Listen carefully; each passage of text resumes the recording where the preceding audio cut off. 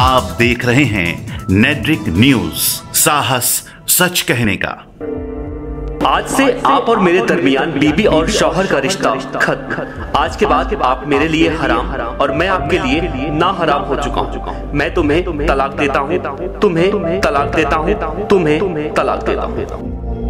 प्रकृति की शुरुआत से धर्म की आड़ में नाइंसाफी दुनिया की रीति रही है, लेकिन आज के इस दौर में किसी का खौफ दिखाकर नागरिकों का शोषण संभव नहीं रह गया।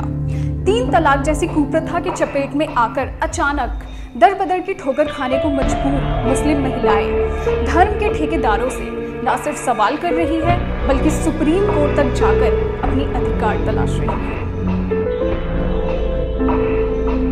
कुछ लोग ऐसे हैं जो इन महिलाओं के साथ खड़े हैं, लेकिन कई ऐसे मौलानाओं की फौज भी है जो ये मानते हैं कि महिलाओं का 3 तलाक के खिलाफ होना मतलब हराम होना है। मुस्लिम महिलाओं द्वारा 3 तलाक के खिलाफ खड़े होने से, इस कुप्रथा पर सवाल उठने से धर्म के मठ और गढ़ हिलने लगे हैं। भारत में लगभग 18 करोड़ मुसलमान रहते हैं, जिनके बीच 3 तलाक का मुद्दा वर्षों से विवादों में है। 3 तलाक की पहली लड़ाई शाह बानो ने लड़ी, जो अब शायरा बानो तक पहुंच चुकी है। शायरा बानो के शौहर ने एक पत्र के माध्यम से उन्हें 3 तलाक दे दिया था। पत्र पढ़ते ही शायरा का चेहरा स्याह हो गया था। वे अपने बच्चों की परवरिश के बारे में सोचने लगी। वे सोचने लगी कि आखिर साथ जीने मरने की कसमें खाने वाला शौहर अचानक इतना बड़ा फैसला बिना उनकी सहमति के कैसे ले सकता है। शायरा की दुनिया उजड़ चुकी थी, मगर उन्होंने हिम्मत नहीं हारी।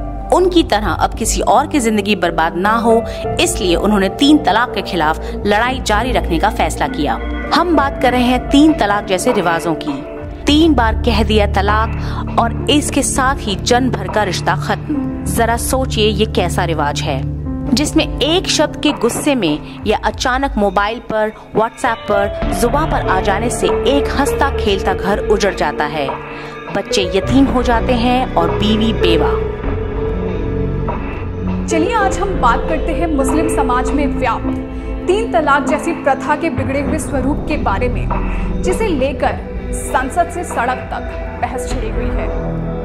कुरान में तलाक को लेकर इतनी बंदिशें हैं कि मर्दों को 100 बार सोचना पड़े, लेकिन लोग अपनी सहूलियत के अनुसार कुरान के नियमों को ताक पर रख देते हैं। मुस्लिम धर्म के इमाम 3 तलाक के खिलाफ आवाज उठाने वाली मुस्लिम महिला निदा खान के खिलाफ फतवा जारी कर देते हैं। फतवे में कहा गया है, अगर निदा खान बीमार पड़ती हैं तो उन्हें कोई दवा उपलब्ध नहीं कराई जाएगी। अगर उनकी मौत हो जाती है तो न ही कोई उनके जनाजे में शामिल होगा और न ही कोई नमाज अदा करेगा। फतवे में ये भी कहा गया है कि अगर कोई निदा खान की मदद करता है तो उसे भी यही सजा झेलनी होगी। मुफ्ती खुर्शीद आलम ने फतवे में कहा है कि निदा खान से तब तक कोई मुस्लिम संपर्क नहीं रखेगा जब तक वे सार्वजनिक तौर पर माफी नहीं मांग लेती और इस्लाम विरोधी स्टैंड को छोड़ती नहीं है। आपको बता दें कि निदा खान खुद तलाक पीड़िता हैं और उन्होंने इसके खिलाफ आवाज उठाई है। अब वे अपनी संस्था के माध्यम से ऐसी महिलाओं की मदद करती हैं। सवाल उठता है कि एक देश एक कानून वाले देश में 3 तलाक आखिर कहां तक जायज हैं? शरीयत हो या मुस्लिम पर्सनल लॉ, क्या मुस्लिमों के लिए बनाए गए कानून भारत के संविधान से ऊपर है? जब 3 तलाक का मामला उठता है, आखिर मुस्लिम कौम मुस्लिम पर्सनल लॉ या शरीयत की दुहाई क्यों देता है? ऐसा भी नहीं है कि मुस्लिम पर्सनल लॉ का 3 तलाक को लेकर नजरिया सर्वमान्य है। आखिर शरीयत कानून मुस्लिम पुरुष को 4 निकाह की इजाजत कैसे दे सकता है? गौर करने वाली बात यह भी है कि भारतीय संविधान में नागरिकों को दिए गए मूलभूत अधिकारों अनुच्छेद 14 समानता का अधिकार, अनुच्छेद 15 धर्म, जाति, लिंग के आधार पर किसी नागरिक से कोई भेदभाव न किया जाए और अनुच्छेद 21 जीवन और निजता के संरक्षण का अधिकार और अनुच्छेद 25 के आधार पर भारतीय नागरिक होने के नाते मुस्लिम महिलाओं को भी ये अधिकार मिले हैं, लेकिन उनसे इन अधिकारों का हनन लगातार हो रहा है। लोकतांत्रिक देश में रहते हुए भी मुस्लिम महिलाएं दुर्व्यवहार और लैंगिक गैर बराबरी का सामना कर रही हैं। उत्तर प्रदेश की पहली महिला काजी हिना जहीर नकवी ने भी 3 तलाक पर प्रतिबंध लगाए जाने की मांग की है।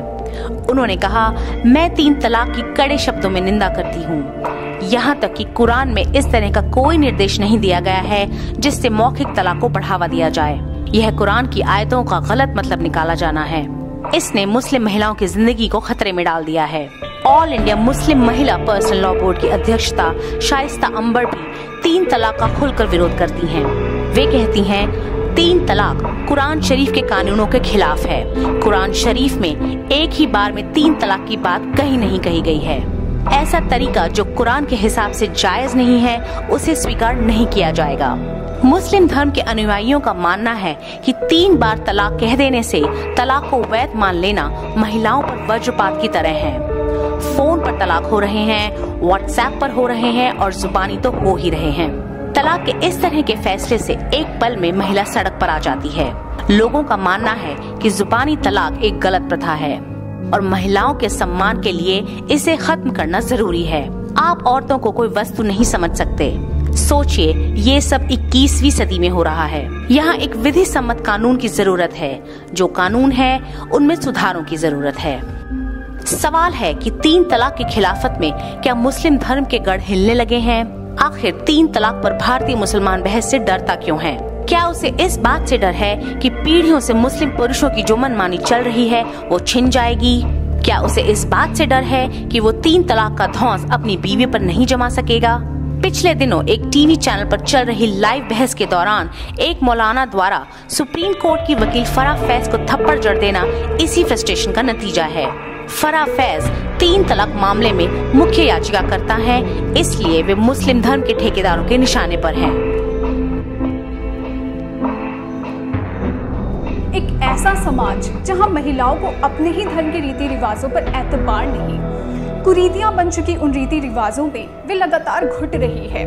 उन रीति रिवाजों को बदलने में व खत्म करने में भला धर्म के ठेकेदारों को क्या परेशानी, वो भी तब जब मुस्लिम देश 3 तलाक कब का खत्म कर चुके हैं। हमारे साथ जुड़े रहने के लिए हमारे YouTube चैनल को सब्सक्राइब करें, साथ ही बेल आइकन को दबाएं। नेटवर्क न्यूज की खबरें सबसे पहले देखने के लिए।